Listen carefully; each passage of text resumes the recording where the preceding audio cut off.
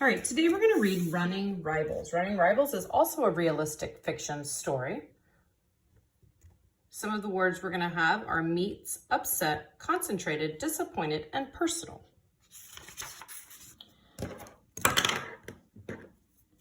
We have a heading. And remember that anytime you have pictures that are drawn, those are called illustrations, not photographs. Photographs are real pictures. My name is Amy Reed, and I was one of the top two track stars in the district. My biggest competition was Madison Palmer. During the last race of the season, I hurt my knee in a race against Madison, and I've been out for all of this track season. Hurt last season. That's important. Finally, my doctor gave me permission to start running again, just in time for our last two track meets. I was very nervous about whether or not my knee was actually healed. It didn't help when I saw Madison training one day, and I heard her coach say she had run the lap in 1 minute and 5 seconds. That is faster than I could run the 40-minute dash when I was at my best. I trained and practiced all weekend, but after trying my best at the first meet, I still came in third place. I had run my slowest race ever and wondered how I'd be ready to race again against Madison just 3 days later. So her first race back, she came in third place. I went home and rushed right to my room. Almost immediately, my dad knocked on the door and asked me to come to the kitchen. Dad looked at me. We were both quiet for a long time. Finally, before I could change my mind, I told him everything. I told him about my first thoughts of nervousness, about worrying about my knee, about seeing Madison at the park, about my false starts, and finally, about my really huge fear that I wouldn't be ready for Friday's meet. It was the final meet of the year. It was a really big deal. So she talks to her dad, and she's worried. Okay. I also want you to notice I, him. Okay. Our point of view is being told from first person. She's telling this story about herself. Madison has 2 months of practice more than me. I've finished. She's been running faster than I ever run. Today, I tried as hard as I could and ran slower than ever. Dad looked at me for a few seconds. He seemed to be thinking hard.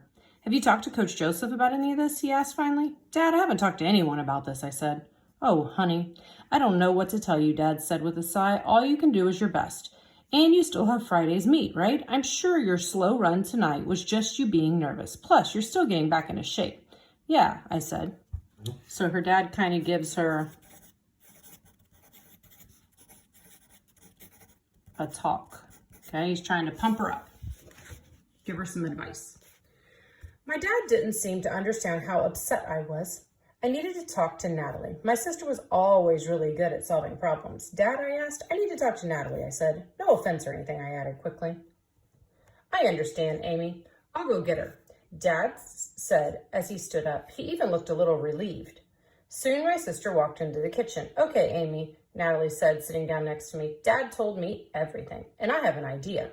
She took a deep breath. Then she went on. Why don't you go to the track in the park and talk to Madison? Maybe you can practice with her or something. So she talks to Madison, talks to her sister.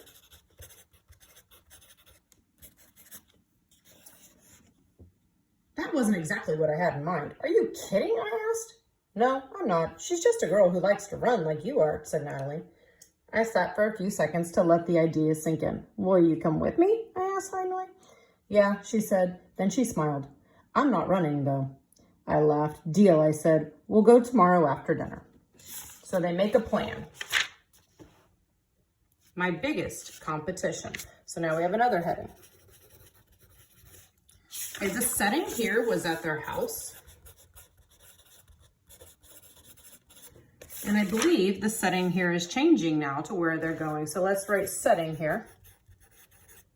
And let's come back and add our setting when we've read. The next day, Natalie picked me up after practice. Are you ready for tonight, she asked.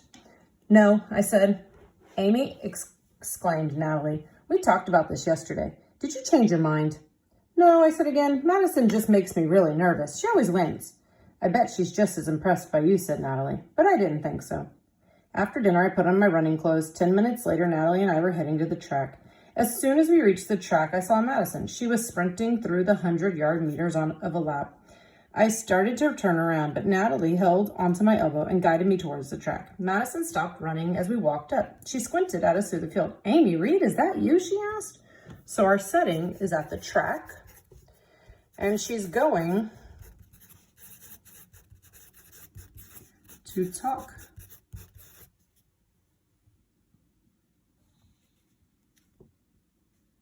to Madison. Okay.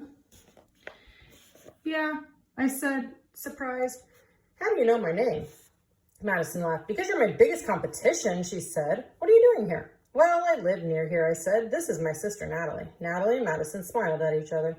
I took a deep breath and went on. "So anyways, I was running near the track last week and saw you practicing." I looked at my sister for help.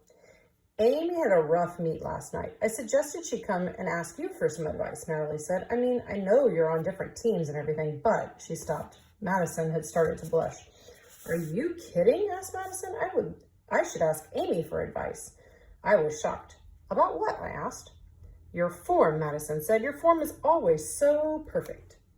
Then Natalie said, "If you two are going to practice, you really should get started." Madison and I went to the starting line. We decided to run the first lap in our own styles so that we could see the differences side by side. So they talk, and then they practice together.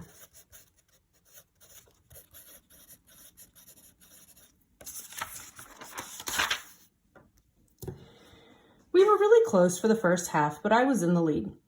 I noticed that Madison's elbows seemed to fly out with her body a little. It was almost as if she was having trouble keeping her arms in close like you're supposed to. We went around the second turn. That's when Madison sped up. I tried to keep up with her, but I was out of energy. Plus, my knee was bugging me again. Madison beat me by about 2 meters. That's a lot in such a short race. But we caught our breath. I asked, "What's your secret?" Okay, so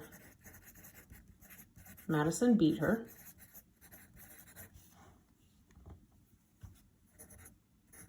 Beat her. "I used to try to sprint the whole thing, but I was always so wiped out by the end. My coach suggested I try it a different way," Madison explained. "If you run a little slower than normal for the first half of the race, you can speed up for the second half and pass everyone," she shrugged. "It works really well." I thought for a minute. "Okay," I said, "let's run it again. This time, I'll try it your way." So she gives advice. Okay, so here they go.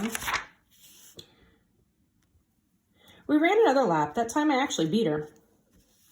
After we cooled down a little, I gave Madison some tips on keeping her elbows in close to her body. "See, I just pretend I'm on one of those ski machines," I said. "You know," I told her, "like on TV. It takes some getting used to, but keeping your elbows in makes a real difference." Finally, I noticed that the sun was below the trees, so we decided to call it a night. See you Friday," called Madison, as Natalie and I headed back down the trail towards home. "See you then," I yelled back. I was happier than I had in days. I felt happier than I had in days. So she told her to keep,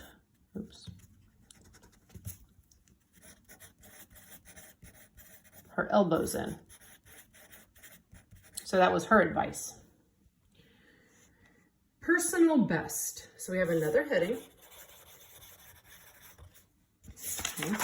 You are going to read the last 4 pages of the story, the last section, to see what happens. Then you're going to answer these 3 collaborative discussion questions.